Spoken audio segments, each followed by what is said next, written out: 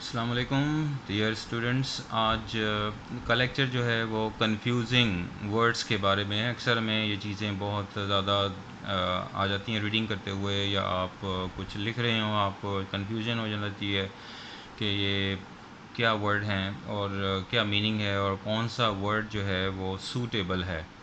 इन तमाम बातों का जिक्र करने के लिए आप ध्यान रखें इन बातों का, थोड़ा सा एक टेक्निकली इसको डील करते हैं और कुछ एक वैसे ही आउट ऑफ द वे जाकर इसको याद रखने का कुछ तरीका है जो स्टूडेंट्स को हेल्प दी जाती है कि किसी न किसी तरीके से उन्हें ये याद हो जाएं। तो वर्ड्स फॉर एग्जांपल आपके सामने पहले मैं रीडिंग कर देते हैं, फिर मैं आपको क्लियर करता हूँ वन बाय वन। स्पेशली एक वर्ड है, फिर है स्पेशली। अक्सर ही हम बोलते हैं, लेकिन maybe we have some doubt about, कोई शायद हमें इसमें शुबा सा रहता है कि क्या वर्ड होना चाहिए। इसी तरीके से ब्रीद है, ये पहला वर्ड जो है वो ब्रेथ है और दूसरे को आप पढ़ेंगे ब्रीद। साउंड बहुत डिफरेंट है और मीनिंग में भी डिफरेंस आ जाता है। इसी तरीके से नेक्स्ट आप देख रहे हैं वो लफ्ज़ आप पढ़ोगे बेद, लेकिन जो सेकंड है वो बाथ वर्ड है, इसकी साउंड तो आप ध्यान रखें उसका। फिर आगे आ जाता है फ्लोर, ये बहुत आम वर्ड है, अमूमन तंग करता है हमें, फ्लोर। और दूसरा साउंड थोड़ा सा डिफरेंट हो जाता है, फ्लावर, इसे कह दिया जाता है। ये बाद में मैं अर्ज़ करता हूँ कि थोड़ा डिफरेंस हम कैसे कर सकते हैं, हमेशा के लिए याद रह जाए। आज आपका ये लेक्चर जो है हमेशा के लिए कम से कम इन अल्फाज से आप कॉन्फिडेंट हो जाएंगे कि कहाँ पर सही यूज़ करना हो। कैनन इसको बोलेंगे, पहला जो वर्ड है कैनन, इसकी भी साउंड कैनन है और दूसरा जो वर्ड है उसकी भी कैनन है, लेकिन फ़र्क है दोनों के मीनिंग्स में। इसी तरीके से स्टेट एक वर्ड होता है और दूसरा एस्टेट होता है, स्टेट। तो ये वर्ड्स हैं कुछ, आप इनका ध्यान रखें। अब let's see for making some difference how you can differentiate. जब हम बात करते हैं डिफ्रेंशिएशन की, तो ये फ़र्क डालने की, तो स्पेशली ई से स्टार्ट हो रहा है, इसका मतलब आपके लिए होगा कि ख़ासों में से एक ख़ास, जिसे आम तौर पर मज़ीद ये कह सकते हैं ख़ासुल ख़ास।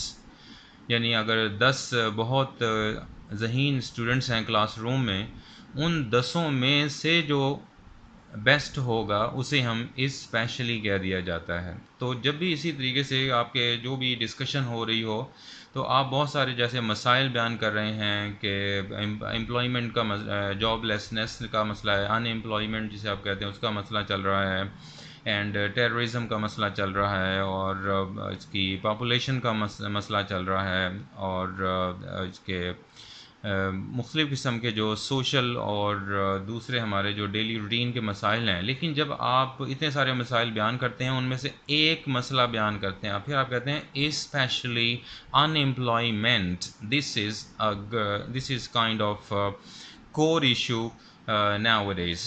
इस तरह आप उसको फ़र्क कर सकते हैं। तो स्पेशली आपने याद रखना है ख़ासुल ख़ास, यानी ख़ासों में से भी कोई एक बेस्ट ख़ास। लेकिन जो स्पेशल है वो होगा आमुल ख़ास, यानी जो कॉमन पीपल होंगे उनमें से जो ख़ास लोग होंगे उन्हें हम स्पेशल कहते हैं। लेकिन इस स्पेशली वहाँ कहेंगे जब ख़ासुल ख़ास होगा, यानी ख़ासों में से भी आप एक चुन लेंगे अपने लिए कोई चीज़। इसी तरीके से जो पहला वर्ड मैंने बताया था उसकी साउंड है ब्रेथ, ब्रेथ इस तरह करके, और जो दूसरा वर्ड है उसको कहेंगे ब्रीद।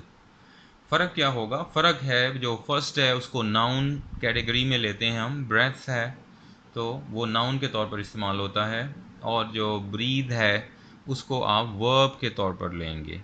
ब्रीदिंग, ब्रीद्ड, ईडी जब लगाएंगे तो इस तरह की साउंड आ जाती है। तो इसका आप क्लियर रखें, इसलिए इसको डिफरेंस किया जाता है। इसी तरीके से बेद, ई की वजह से ये वर्ब हो चुका है, जिस तरह ब्रीद वर्ब है, इसी तरह बेद ये भी वर्ब है, यानी नहाना, गुस्ल करना, बेद। लेकिन जो बात है ये नाउन है, इसलिए इसके आप अक्सर देखते हैं लिखा होता है take bath, he is taking bath, I am taking bath, like this. लेकिन वो जो बेद है इसके साथ आप डायरेक्ट बेदिंग का लफ्ज़ लगाते हैं, टेक नहीं लगता, क्योंकि वो वर्ब है।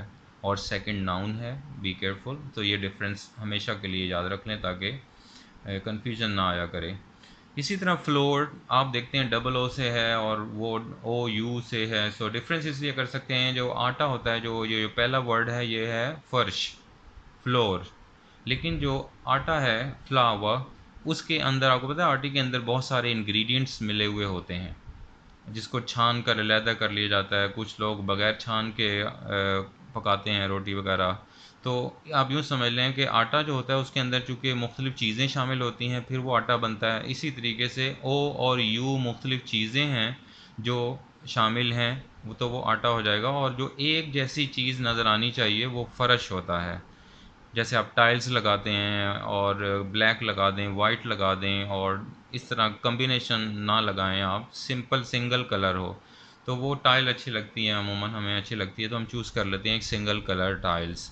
तो ये टाइल के हिसाब से डबल ओ चूँकि सेम है इसलिए उसका फ़र्श का कलर भी सेम रहना चाहिए, लेकिन आटे के अंदर चूँकि मुख्तलिफ़ चीज़ें पाई जाती हैं इसलिए ओ और यू मुख्तलिफ है। तो दिस इज़ द डिफरेंस। ऐसे ही आउट ऑफ वे मैंने पहले अर्ज़ किया था ये होगा, इसलिए आप इस सेंस में याद रखेंगे। पहला जो वर्ड है वो फ़र्श के लिए यूज़ हो रहा है और दूसरा जो वर्ड है वो आटे के लिए यूज़ होता है जिसको फ्लावर कहते हैं। कैनन जो है पहला जो वर्ड है उसे तोप का जो गोला इस्तेमाल किया जाता है वेपन के तौर पर, तोप के लिए गोला जो होता है उसे कैनन कहते हैं, डबल एन है उसके अंदर। और जो नीचे वाला वर्ड है उसे भी कैनन कहते हैं लेकिन इसका मतलब होता है कानून। तो आप अगर पहला जो वर्ड है उसको कैनन ही पढ़ेंगे, लेकिन वो आप जहन में इसलिए रहेगा कैनन के अंदर डबल, हमें ये याद नहीं रहता कि डबल एन कहाँ आना है, कानून के स्पेलिंग्स के अंदर या तोप का जो गोला है उसके लिए। तो आप याद रखें तोप का गोला चूँकि भारी बहुत होता है और बहुत हेवी होता है उसका असर, तो इसलिए उसके अंदर डबल एन डाला गया है।